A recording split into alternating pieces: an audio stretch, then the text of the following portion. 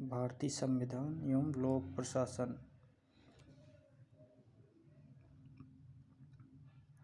संविधान की परिभाषा। संविधान किसी भी देश की वह मौलिक कानून है जो उस देश की सरकार के आधारभूत सिद्धांतों को प्रतिबिंबित करता है। यह सरकार के विभिन्न अंगों के मुख्य कार्यों और सरकार व नागरिकों के मध्य आपसी आदान प्रदान की रूपरेखा निश्चित करता है।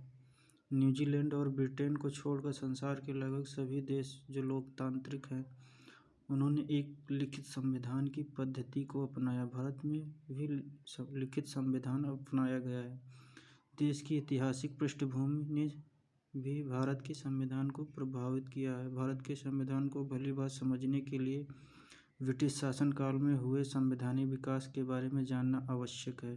भारत के संविधान को विकास को हम दो भागों में विभक्त कर सकते हैं: ब्रिटिश ईस्ट इंडिया कंपनी के अधीन, ब्रिटिश शासन के अधीन। भारत संवैधानिक विकास एक नज़र।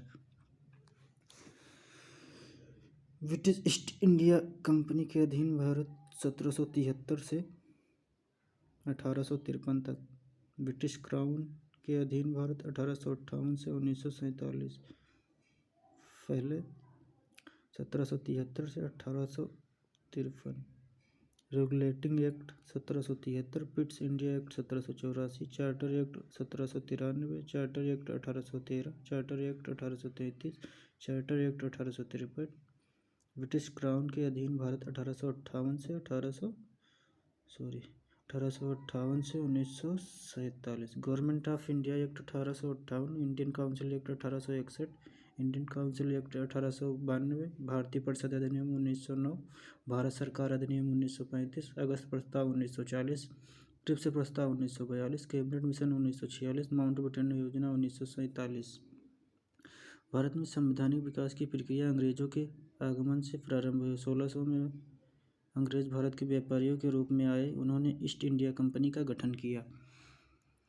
उन्होंने महारानी एलिज़ाबेथा से एक चार्टर प्राप्त किया जिसके अंतर्गत ईस्ट इंडिया कंपनी को व्यापारिक अभियान भेजने को अधिकार मिल गया। प्रारंभ में यह चार्टर 15 वर्ष व बाद में 20 वर्ष के लिए प्रदान किया गया। स्थापना के समय कंपनी में कुल 217 भागीदार थे। इस कंपनी की सारा प्रशासन एक परिषद को सौंपा गया। इसमें गवर्नर व उप गवर्नर 24 अन्य सदस्य शामिल थे। बाद में इस परिषद को बोर्ड ऑफ डायरेक्टर्स, निर्देशक मंडल के नाम से जाने लगा।